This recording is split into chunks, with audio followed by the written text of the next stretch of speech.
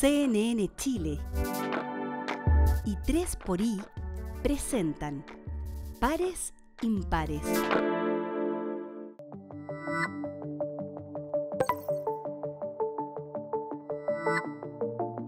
Hola, ¿cómo están? Bienvenidos, bienvenidas una vez más a Pares Impares. ¿Han tenido ustedes alguna vez otra oportunidad?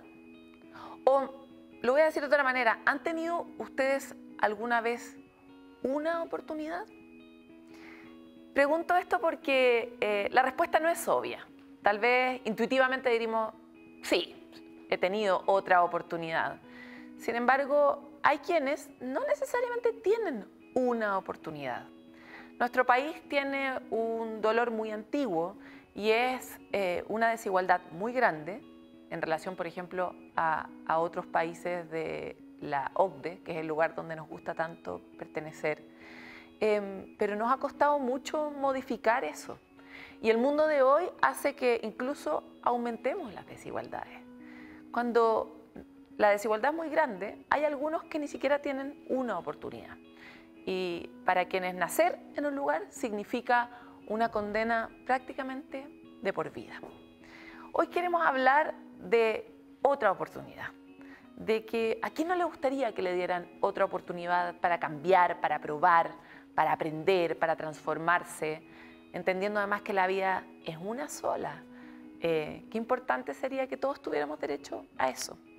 Hoy hablaremos de reinserción, hablaremos de muerte y hablaremos de entregar con compasión o mirar con compasión la vida ajena para poder abrir las posibilidades de todos y todas en esta sociedad a la que pertenecemos. Bienvenidos todos a Pares Impares. Hablaba de la muerte porque la muerte es sin duda el camino común al que vamos todos. Es, hasta donde sabemos, el final de nuestro paso por la tierra. Y ir hacia el momento de la muerte, que es básicamente lo que hacemos desde que nacemos, significa también integrarla, comprender que realmente somos finitos, aprender a coexistir con la idea. Suena bastante obvio lo que estoy diciendo, pero somos pésimos para hacerlo. En general nos angustia mucho, nos da mucho miedo y por eso tenemos muchas estrategias para evitar hablar y enfrentar la muerte.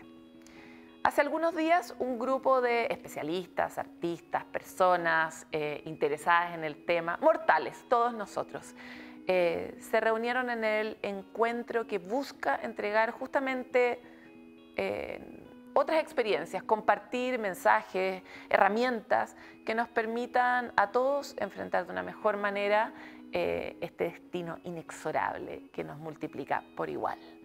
Veamos qué pasó en ese encuentro por la vida y por la muerte en el informe de Javier Albornoz. Vivimos en un mundo rutinario, mecanizado. Nos levantamos en la mañana, nos movemos al trabajo, trabajamos, volvemos a la casa y seguramente nos queda poco tiempo hasta que volvemos a dormir. Tenemos mil cosas por hacer y la rutina muchas veces nos consume y no nos detenemos a mirar y a estar con quienes queremos vivir la vida.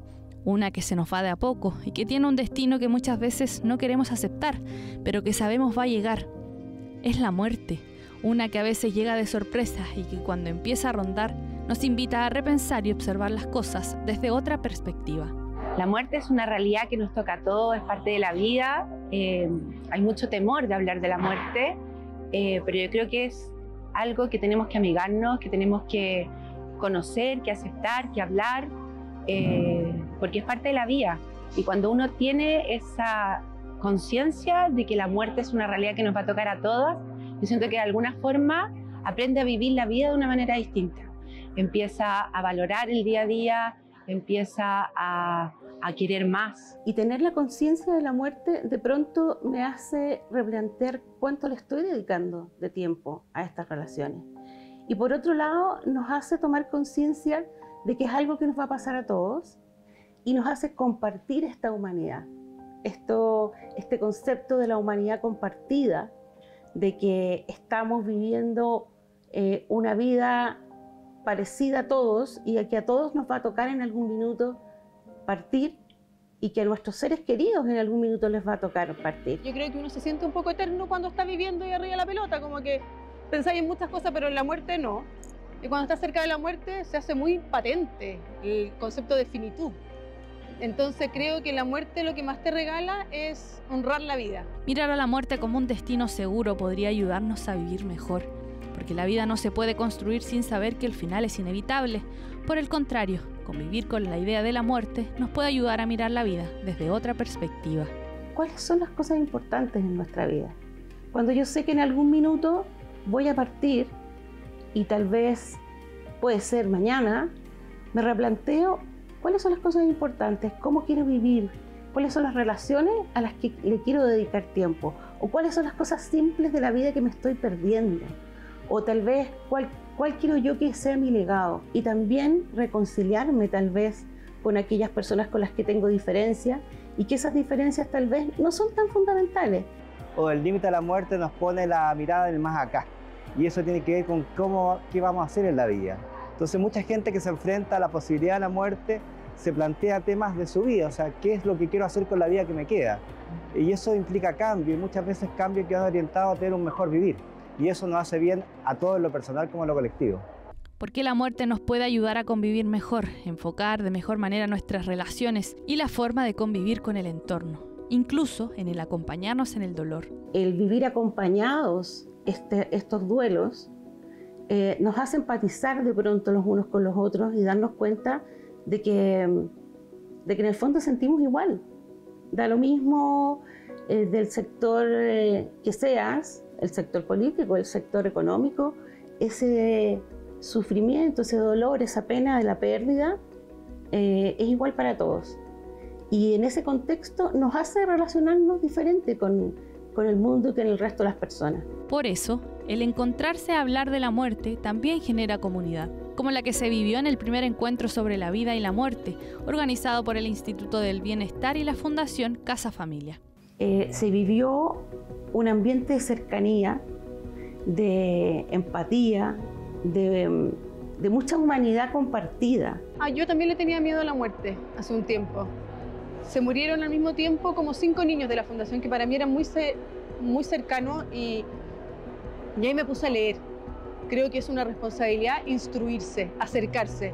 Si no, la muerte se va a acercar a ti cuando tú no estás preparado. Entonces creo que una de nuestras responsabilidades y obligaciones es acerquémonos nosotros a algo que vamos a vivir sin duda. O sea, obviamente uno va a morir, pero también vas a tener que acompañar a morir a un ser querido de todas maneras.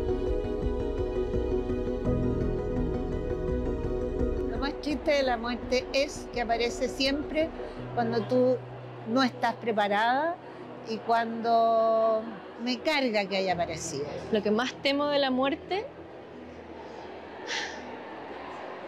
es lo que les pase, es lo que sigan sintiendo mis seres queridos cuando me muera. Yo creo que la muerte es una transición y una transformación a un espacio mayor, gigante, inmenso. Lo triste es no volver a verte. Lo que más temo de la muerte, más que de mi propia muerte, es la muerte de las personas que quiero, especialmente de mis hijos. Porque es dolorosa, tanto que a veces debemos cargar para siempre con el dolor de perder a alguien que queremos. Pero eso no tiene que ser impedimento para hablar sobre ella. Creo que lo más importante es la presencia, la escucha, el dejar de lado lo que yo traigo en mi corazón para darle espacio a lo que esa persona tiene en su corazón.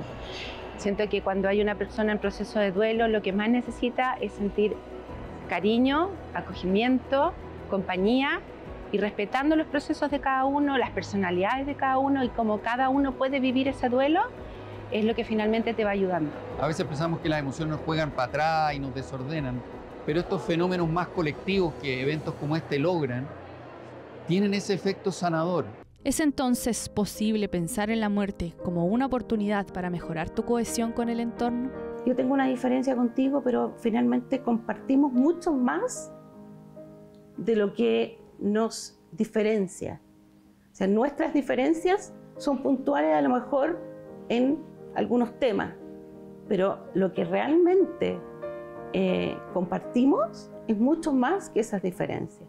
No es solo hablar de la muerte, es hablar de la muerte y de la vida en comunidad. Lo que es muy importante hoy en estos tiempos, además, donde tenemos sensaciones más de muerte, más de que las cosas se terminan, un mundo en caos, muchas amenazas, es importante rescatar la vida.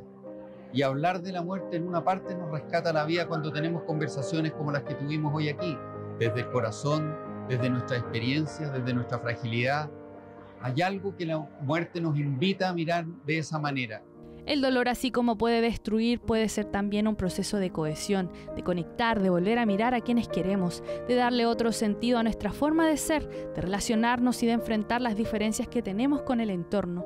No hay que esperar a que llegue la muerte para vivir mejor, sino que aprender a vivir mejor hasta cuando nos toque morir.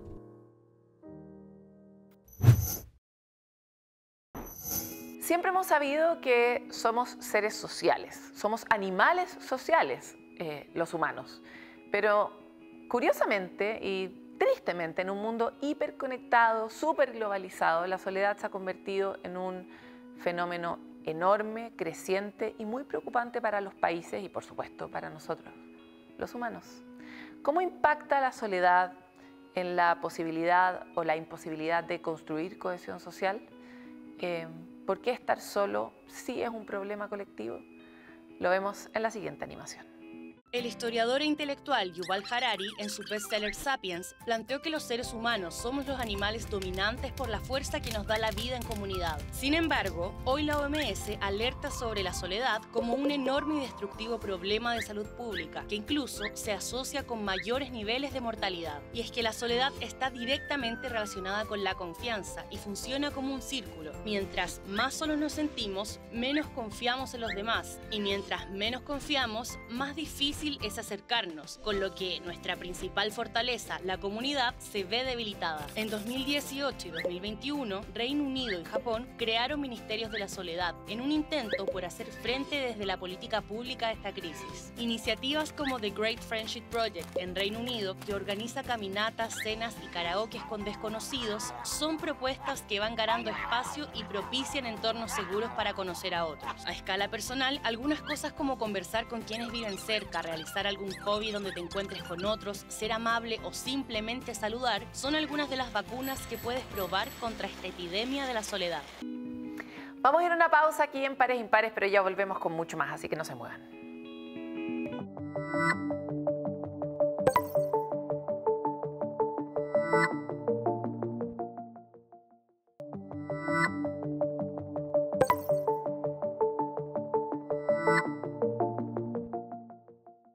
Como les anticipaba al inicio del programa, hoy queremos hablar de otra oportunidad que a veces las personas ni siquiera tienen. Estamos muy acostumbrados con el concepto de otra oportunidad, pero hay gente que no tiene ni una oportunidad. Y hoy queremos hablar de eso, pero desde una perspectiva social. Y para eso, para hablar de reinserción, es que hoy estamos con dos grandes invitadas a quienes agradezco mucho por estar aquí.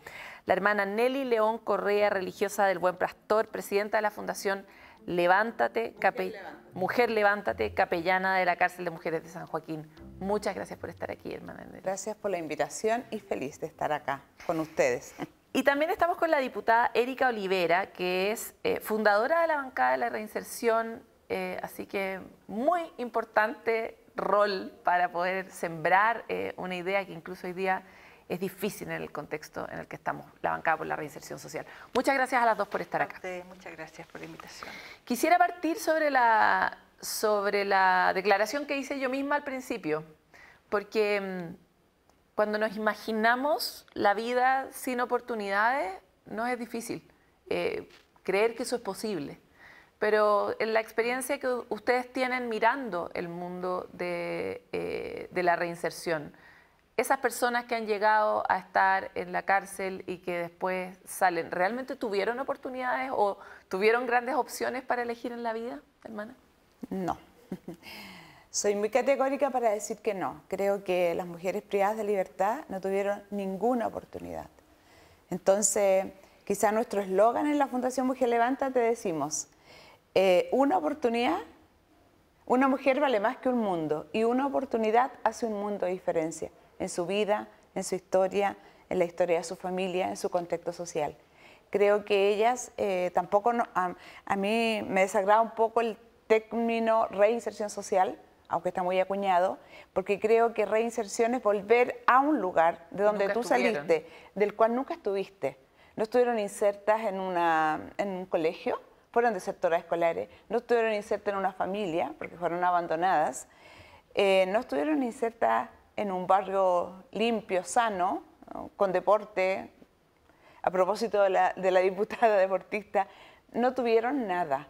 Entonces creo que hay que hablar de inclusión social o de inserción social, volverlas a un lugar no de donde salieron, a otro lugar, donde ellas puedan ser personas nuevas, que es lo que nosotros tratamos de hacer en la Fundación, que es restaurar su dignidad, desde una mirada restaurativa.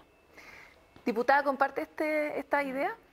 Por supuesto que la comparto, y quiero partir diciendo primero que armar la bancada por la reinserción, estoy con un tema en mi boca, así que me cuesta un poquito, me van a disculpar los que estén escuchando, pero levantar la bancada, la verdad nos planteó un gran desafío, a propósito de todo lo que ocurre hoy día en el país, a propósito de muchas discusiones que se dan precisamente en el Congreso. Es una conversación impopular.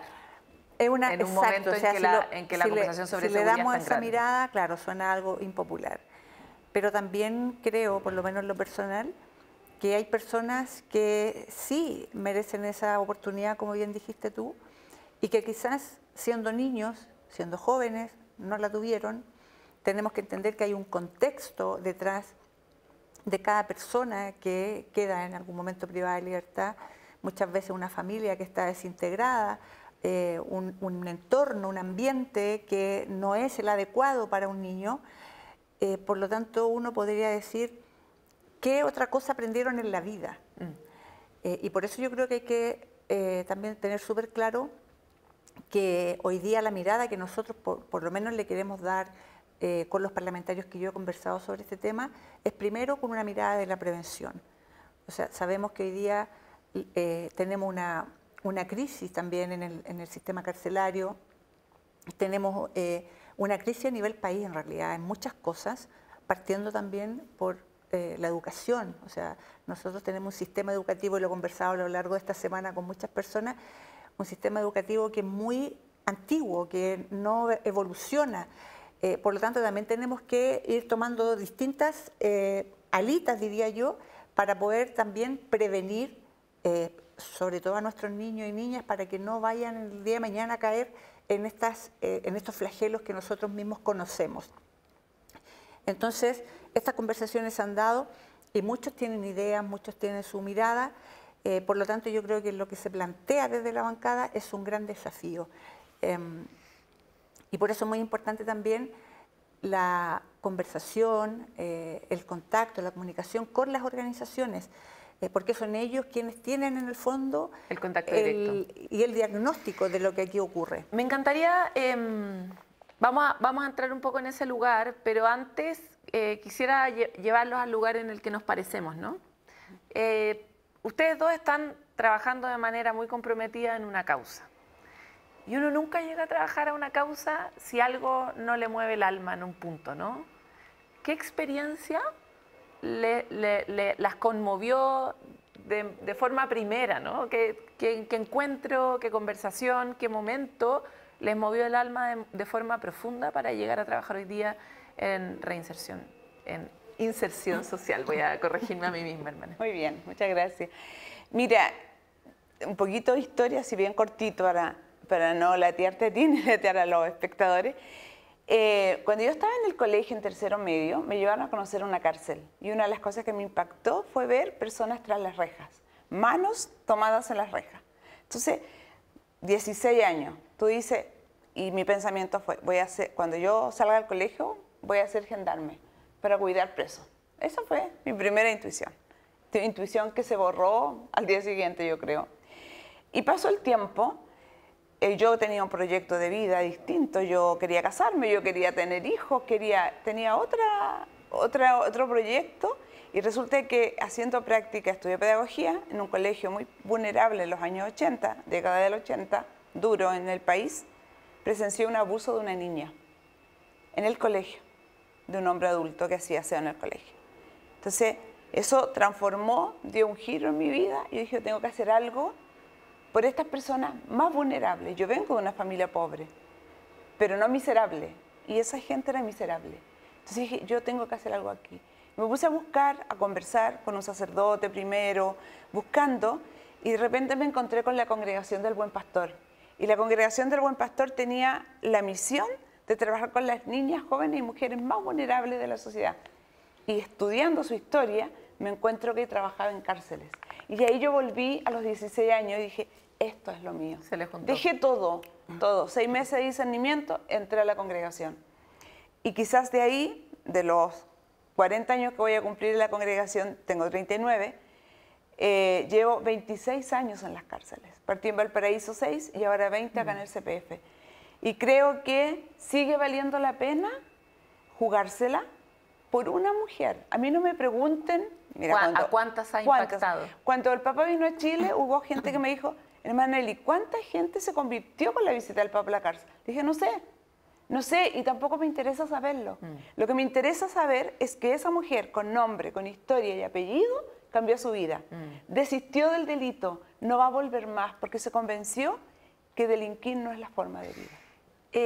Me interesa mucho la frase que usó para describir su experiencia a los 16 años, porque dijo, yo voy a ser gendarme para cuidar presos.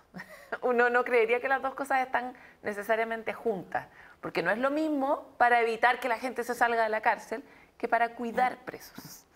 Y quisiera saber qué fue eso que le pasó viendo las manos en los barrotes, en el corazón nuevamente, porque es distinto tener la vocación de querer cuidar a esas personas porque siente compasión por ellas, que querer evitar que esas personas salgan a la sociedad. No sé si me explico, una cosa es más policial y la otra cosa tiene más que ver con eso. Sí, yo creo que lo que me impactó fue los rostros de angustia, de desolación, soledad. No recuerdo mucho si tuve algún contacto de alguna conversación con ellos, pero cuando llegué a trabajar a la cárcel, empecé a unir historias y todas las historias, ya sea de hombres y de mujeres, ahora estos últimos años me enfoqué en solo mujeres, pero todas las historias hay un mundo de dolor detrás. Abandono, maltrato, abuso y violación. O sea, son un denominador común para todas esas mujeres. Entonces, tú dices, cuando la gente critica desde desconocimiento, dice, no, es que están asociados al sicariato, están asociados al crimen organizado, que son temas hoy día que nos están rondando y nos están persiguiendo, y vemos nosotros una y otra vez la misma noticia, que no digo que no suceda y que no digo que haya que castigar, pero cuando se castiga por el castigo, la violencia por la violencia, genera más violencia. Entonces creo que tiene que haber esta mirada humanitaria, esta mirada desde el corazón, de abrazar sin condenar, porque ya fueron condenadas. Las mujeres de la cárcel todas saben que están pagando un delito que cometieron y que tienen que responder al Estado y a la sociedad. Pero hay otro abrazo, que es el abrazo que conmueve el alma, aquella que es capaz que se destroza frente a ti y te cuenta su historia, tú puedes entender por qué. Cuando quizás estas frases del cuidado, yo la viví profundamente en pandemia. Me quedé 18 meses presa con ellas. Armé una cama en mi oficina y ahí me quedé porque sentía la necesidad. Si no había visita, no había nadie externo que las iba a ir a ver, ¿qué iba a pasar con ellas? Entonces yo sentía que yo tenía que estar ahí. Gracias a Dios me permitieron hacerlo y estuve. Pero es eso, es con el cuidado, el cariño, uno es capaz de transformar el corazón y la historia de esa persona. Erika, ¿qué fue lo que se movió en su corazón? Yo creo que varias cosas. Primero, la experiencia de vida mi experiencia de vida personal. Yo crecí en una población, por lo tanto crecí viendo todo lo que ocurre dentro de una población. Cuando la hermana Nelly habla del abandono, uno ve que precisamente en esos lugares es donde ocurre mucho el abandono, hacia los niños, hacia las niñas. Por lo tanto, bueno, yo después me convertí en una deportista y eso también me permitió conocer hogares de menores, cárceles, compartir con ellos, conversar con ellos. Y bueno, y la vida me llevó a estar en el mundo político. Y desde el mundo político también me ha tocado compartir muchas veces con personas que estuvieron privadas de libertad, que han intentado salir al mundo a trabajar, a hacer vida, y la verdad es que el sistema le cierra las puertas de inmediato a muchos de ellos, porque también a lo largo de esta trayectoria hemos ido conociendo a fundaciones, a organizaciones que realizan un trabajo y que se preocupan efectivamente de que las personas que están privadas de libertad aprendan un oficio, se eduquen, se formen para salir a este mundo nuevo y poder transformar no solo su vida como personas, sino que también las de sus familias muchas veces, porque hacen familia. Pero también tenemos el otro lado en donde hay personas que intentan hacer su vida y se encuentran con un portazo en la cara. Y que además como sociedad tenemos también que ir evolucionando de a poquitito quizás en entender que esas personas también necesitan esa oportunidad para poder desarrollarse. Por ejemplo, uno de los problemas más grandes que se encuentran de repente las personas que han estado privadas de libertad es con sus papeles de antecedentes. No pueden entrar a un lugar a trabajar porque lo primero que les piden es su certificado de antecedentes, que están manchados, que muchas veces no se ha borrado del sistema, personas que han cumplido muchas veces condena en distintos lugares del territorio nacional y tienen que ir punto por punto limpiando los papeles. A limpiar papeles, y muchas veces no es que justo se incendió el lugar, hoy día no tenemos registro, entonces esa persona queda no solo privada, no solo estuvo privada de libertad, sino que también queda privada de poder ejercer y de poder insertarse a la sociedad y al mundo laboral.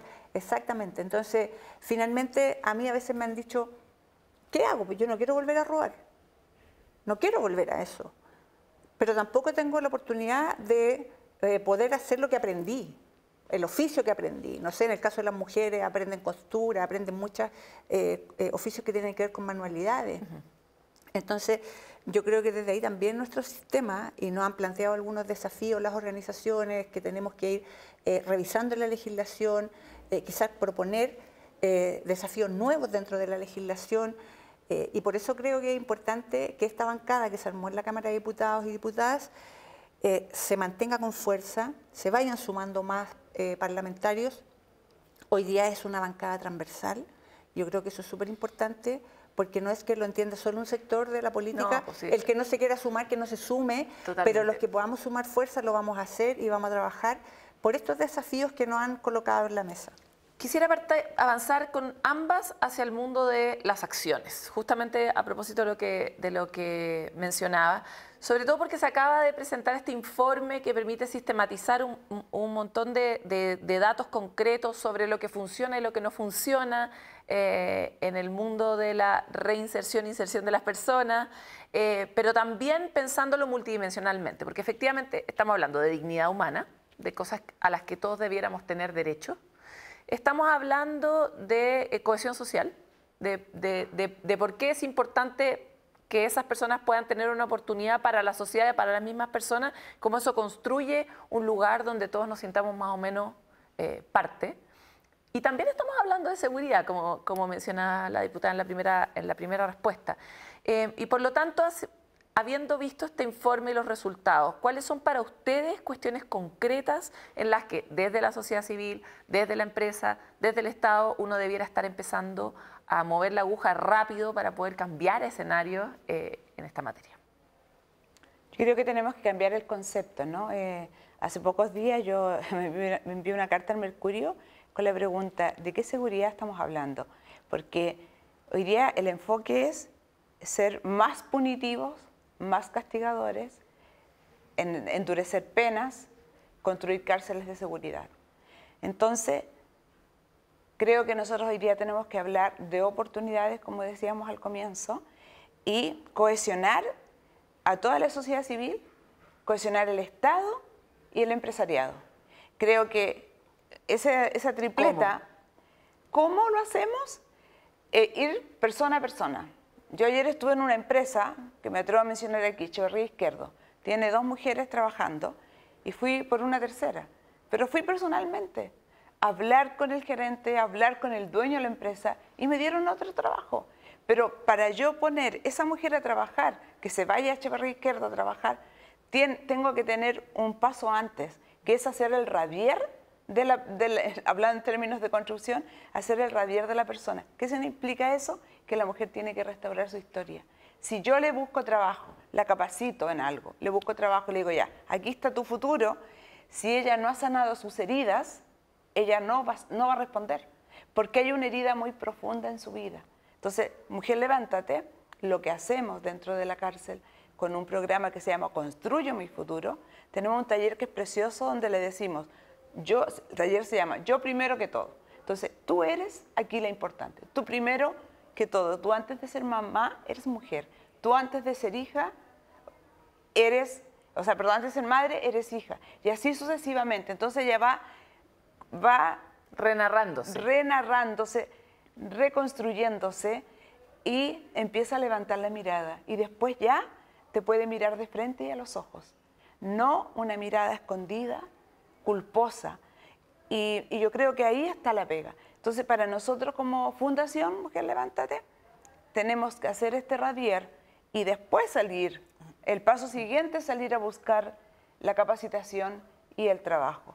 Y eso lo tenemos que hacer. Nosotros hacemos esta parte finita, que es construir el corazón, que no es fácil.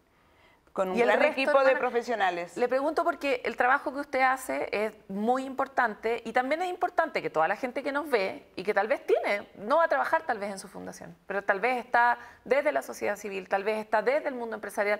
¿Qué hace el resto para que esto se active y sea más rápido? Bueno, ofrecer y colaborar, como esta empresa y como otras empresas.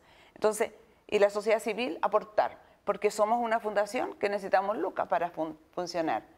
Nosotros tenemos que pagar 15 profesionales, y eso implica, porque el Estado no nos financia, no somos una institución financiada por el Estado, es una fundación que toca el corazón y el bolsillo día a día a las personas para que se hagan socios. Pero también uno puede decirle al Estado, el Estado también debería apoyar más. Debería apoyar, pero el Estado tiene centrado la reinserción en su propio organismo operador, que es Gendarmería. Entonces, pero Gendarmería, lo vimos el otro día en la presentación del informe, donde Gendarmería reconoce oficialmente y públicamente que necesita a los colaboradores, y queremos homologar talleres para poder construir juntos. Si ya el Estado se tiene que dar cuenta que no puede solo, necesita al empresariado y necesita a la sociedad civil, y todos juntos lograremos un gran cambio en nuestra sociedad y perderemos el temor que tan oculto nos tiene, porque yo creo que la gente en sus casas, en sus familias, está más enrejada que adentro de la misma cárcel. Erika, desde el mundo parlamentario yo creo que efectivamente es una conversación medio impopular, porque las medidas van en otro sentido, pero hablando de la bancada y hablándole a quienes pueden ser parte de la bancada, ¿cuáles serían las cosas específicas que la ciudadanía podría tener de una bancada que funcione y que funcione bien en términos de iniciativas de ley? ¿Qué cosas hay que mover? ¿Qué incentivos hay que cambiar para que la situación en general mejore? Bueno, como bien decía la hermana Nelly, ellos golpean las puertas muchas veces del mundo privado, incluso de las personas, porque nosotros vemos siempre, no solamente en este tema, sino que en otros, cómo se hacen campañas, ¿cierto?, a nivel nacional para apoyar distintas banderas o distintas causas que se van levantando por necesidad. Pero yo creo que desde la bancada hay hoy día hartas miradas. El otro día, por ejemplo, hablaba con la diputada Francesca Muñoz, ella daba una mirada mucho desde el mundo evangélico y habla muy bien de lo que hace el mundo evangélico dentro de las cárceles o de los recintos.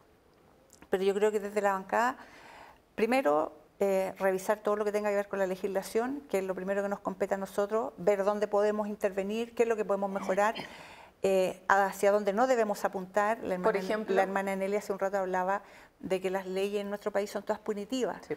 Entonces, hoy día, por ejemplo, se está revisando una ley, un proyecto de ley en la Comisión de Constitución, de la que no soy parte, pero he ido a escuchar, que tiene que ver con el reclutamiento. Entonces, a través de esa ley se pretende no solamente sancionar al que recluta a un menor, a un joven, a un niño, a una niña, sino que también aplicarle penas a la persona que es reclutada.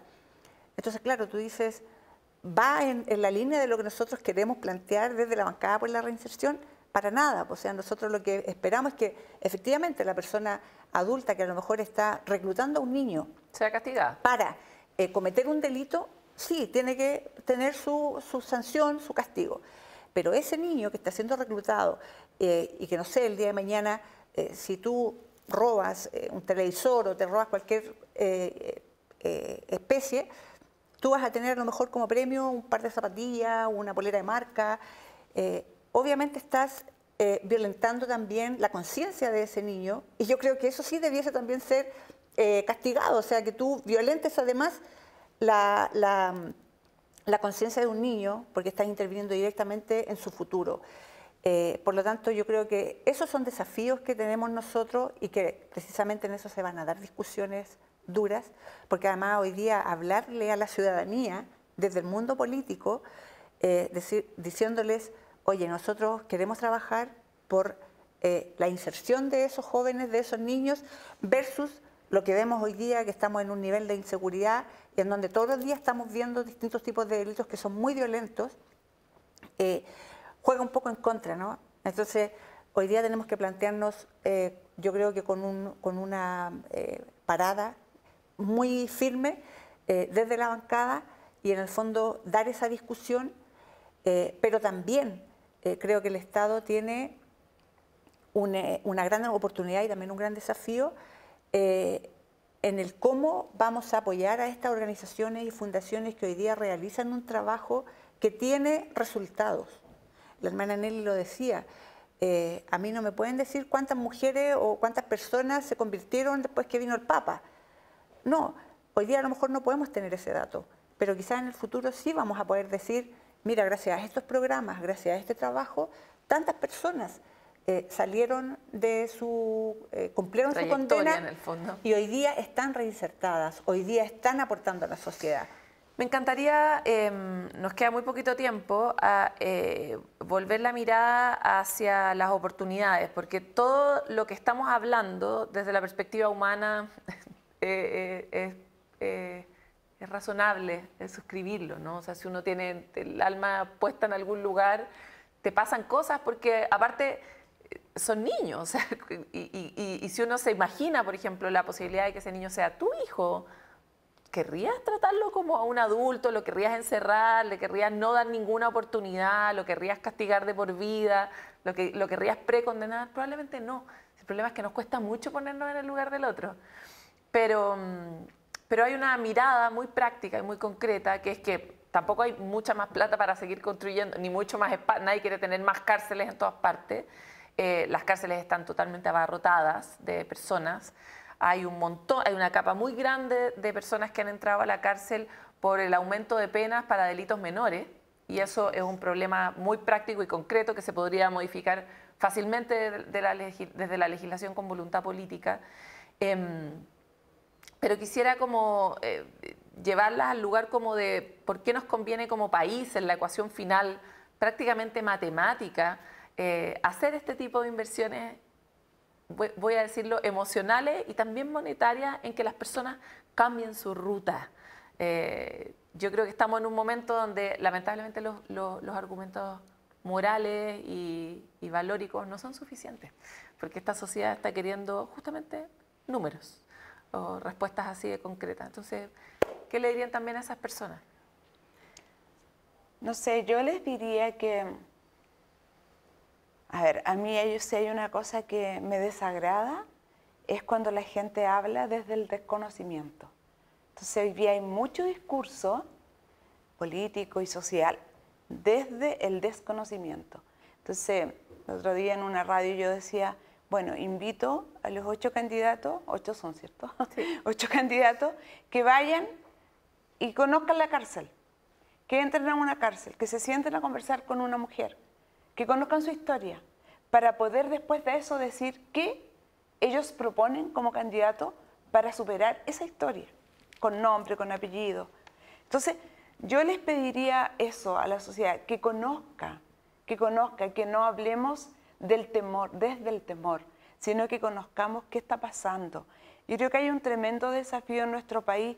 Hay que reconstruir un país, una historia, desde la infancia. Hoy día todavía tenemos muchos niños en situación de abandono, en hogares, en residencias. Hemos cambiado los nombres, familias de acogida, hogares de menores, residencias, todo eso se ha ido cambiando. Pero sabemos cómo vive un niño en una familia de acogida que después está susceptible de adopción. Sabemos cómo crece ese niño, qué pasa con ese niño a los 2 años, el que está preso hoy día, que nació en la cárcel, que tuvo su madre embarazada, que nació en la cárcel, que la mujer tiene una condena de 10 y el niño tiene que salir a los 2 años. Ese desapego, ¿cuánto le afecta a ese niño? ¿Dónde va ese niño? ¿Cuál es su círculo? Entonces, yo creo que si no invertimos en todo este contexto desde la infancia, en prevención, conversábamos recién afuera, en prevención, ¿qué les ofrecemos hoy día a los niños, cada vez más de sectores escolares? Démonos una vuelta por nuestras periferias de las grandes ciudades de Chile, Santiago, estábamos hablando con Antofagasta, Concepción, yo voy a Concepción, Valparaíso, subamos los cerros de Valparaíso. Viven miserablemente en cubículos, porque no se puede decir que viven en un departamento ni en una casa, es un cubículo. Ese niño no tiene dónde jugar, ¿qué aprende? Lo que ve. ¿Qué hacen para que un niño esté tranquilo? Le pasan el teléfono. ¿Qué ve? ¿Qué escucha? Entonces, yo digo que hay tanto que hacer y no solo tengo una mirada desde lo que se hace desde la cárcel. Lo que tú dijiste recién, ¿te gustaría a ti, y le digo a los auditores, a ti, mamá, papá, que tu hijo crezca en ese ambiente? Por supuesto que no. Nadie quiere eso para un niño o una niña. Nadie quiere eso. El otro día tuve una reunión con la nueva encargada de la nueva ley de responsabilidad juvenil. Entonces, o sea, no tenemos nada con perspectiva de género para hoy día las jóvenes y adolescentes infractoras de ley. Entonces, ¿qué vamos a hacer con ellas? ¿Las tenemos presas? Sí, son poquitas. ¿Pero qué les voy a ofrecer? ¿Cómo voy a cuidar esa vida que me entregan? Que es una responsabilidad. Entonces, yo creo que hay mucho que hacer. Sí, bueno, yo coincido con ese diagnóstico también. Cuando uno, voy a decir algo, cuando a mí me invitaron a participar de la bancada por la reinserción, y además me invitan en el fondo a impulsarla, yo con gusto acepto el desafío, pero cuando tú empiezas a aterrizar toda la problemática que tenemos, tú dices, ¿en qué me metí? Porque claro, o sea, no es un tema fácil, entonces por eso también uno valora mucho lo que hacen las distintas organizaciones y fundaciones. Pero es un desafío muy grande que tenemos como país. Y me encantaría también que los distintos candidatos a la presidencia hablaran sobre este tema. Y un día yo lo dije en un punto de prensa en el Congreso. ¿Cuántos van a hablar sobre los niños, niñas y adolescentes? ¿Cuántos van a tomar esa bandera para la protección de este grupo de la población, que son los que no tienen voz, que son los que no votan, por lo tanto, como no votan, no le llaman la atención a nadie? Yo creo que también ahí sería importante escuchar cuál es el programa que viene para futuro. Pero también creo que hoy día, cuando tú aterrizas un poquito la reflexión y dices siempre todo lo llevamos a números, efectivamente, todo lo llevamos a números, y hace unos días escuchábamos sobre este informe, ¿cierto? Y hablaba del costo que tiene para el Estado mantener a una persona que está privada de libertad, que varía entre los 800 y más de 1 millón de pesos. Entonces tú dices, lo impopular es decir, o muchas veces lo que uno escucha por lo menos de parte de la sociedad es como, ¿cómo estamos gastando plata en estas personas que le han hecho daño a la sociedad y nos tienen a todo hoy día con este nivel de inseguridad? Que uno podría decir, sí, es cierto, porque también uno se pone en el lugar de esas familias que a lo mejor han sido violentadas y sienten ese temor. Pero también por otro lado dices, ¿cuánto invierte entonces el Estado en la prevención de esos niños? Y te aseguro que es mucho menos de lo que se invierte en mantener a una persona privada de libertad. Entonces yo creo que también hay que dar un giro en las políticas del cómo nosotros utilizamos los recursos y cómo se invierten entonces los recursos en la prevención y en el cuidado de los niños, niñas y adolescentes, si queremos de verdad prevenir que este flagelo siga creciendo a futuro. Y por eso hace un rato hablaba del tema de educación, porque hoy día vemos que tenemos un sistema educativo que es añejo, que es el mismo que recibimos quizás nosotros, que no motiva, que no no acompaña muchas veces. Y que no tiene pertinencia a la realidad de cada lugar. Porque además, ¿no? Exactamente, porque además sobrecargamos muchas veces a esos profesores que a lo mejor no tienen la preparación adecuada, por ejemplo, para atender a niños con distintas necesidades en cuanto a la enseñanza. Pero el sistema es muy añejo, entonces tampoco motiva a esta nueva generación que, como decía el hermana Nelly, ya está acostumbrado a las pantallas, está acostumbrado a tratar a través de la tecnología. Los padres muchas veces no sabemos lo que ven, lo que escuchan a través de estos medios digitales. Por lo tanto, yo creo que también tenemos que abrir nuestra mente al sistema educativo, el cómo nosotros mantenemos a nuestros niños protegidos a todo nivel. Entonces, claro, el diagnóstico puede ser sobre un tema, pero yo creo que esto enlaza muchas otras, o sea, la salud mental, cómo mejoramos las listas de espera en salud mental. Al final, cuando tú dices, veamos la problemática que tenemos, pero miremosla desde arriba. Yo creo que eso es lo que nos falta, mirarla desde arriba con una mirada mucho más amplia, invitando a todas las organizaciones, pero el Estado haciéndose cargo y parte del problema para tener la solución en el futuro. Les quiero agradecer a las dos por esta conversación, por el trabajo que hacen, para que ojalá prospere y también para que ojalá lleguen estos mensajes a los candidatos, sea quien sea el presidente o presidenta de la República, se pueda avanzar en este tema que está tan postergado a lo largo del tiempo. Muchas gracias. Gracias a ustedes, a CNN, a 3xI, por la invitación y feliz de conversar y de poder plantear lo que uno quiere y piensa. Nosotros hacemos un esfuerzo importante en llevar estos temas un poco siempre contra la corriente porque son importantes, porque son historias de personas, porque se traducen en trayectorias de vida, porque son las oportunidades de los niños y de las niñas. Cuestiones que a veces se nos escapan del análisis y efectivamente el miedo es un muy mal consejero para poder mirar compasivamente al otro, pero invertir hoy día, y eso está muy revisado en este informe que pueden ustedes consultar, efectivamente nos muestran una posibilidad donde la inversión se multiplica para bien en una sociedad que se construye de una forma distinta cuando miramos el problema desde más atrás y en una trayectoria más larga, ¿no? Así que vamos a una pausa y volvemos con más de Pares y Pares.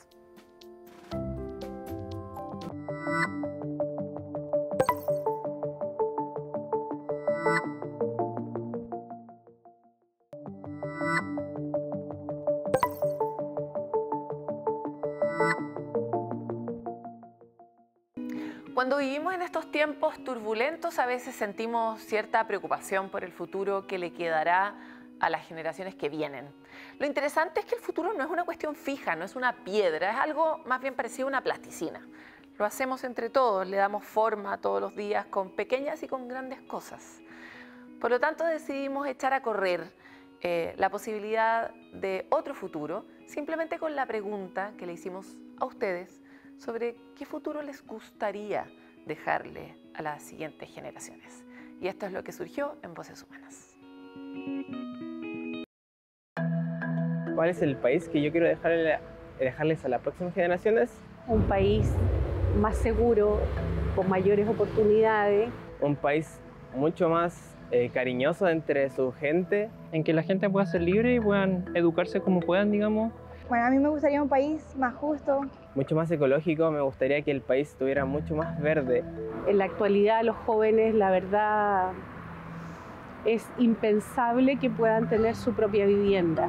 De que la gente pueda entender que en verdad, por mucho que la otra persona sea distinta o piense distinto, son iguales que el otro, son iguales que uno.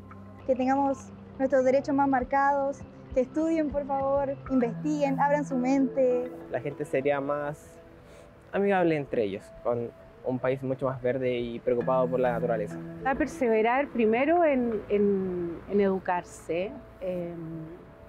Yo creo que es el único medio que nos permite salir adelante. Tratar a la gente bien, que uno está cerca de uno, entender la libertad que pueden tener y así se va a ir dando sola la cosa. Quizás si todos abriéramos un poco más la mente, podríamos ser un poco más justos con el resto.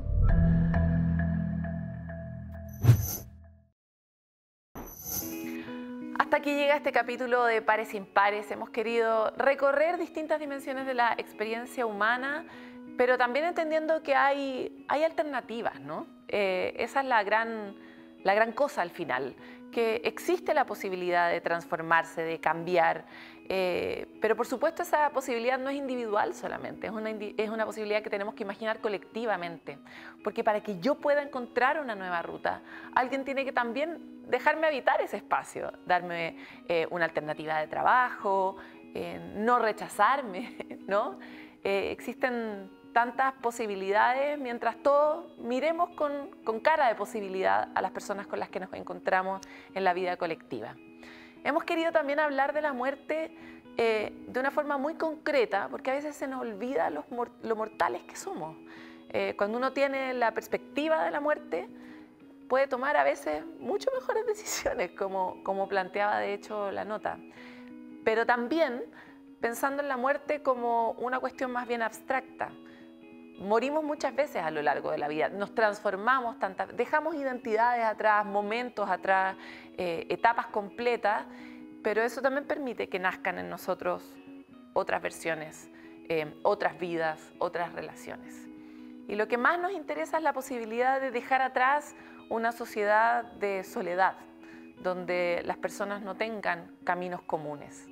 Por eso los invitamos a renacer en una sociedad del encuentro, de un encuentro amoroso y compasivo, donde todos podamos tener otra oportunidad. Nos vemos en otro capítulo de Pares Impares.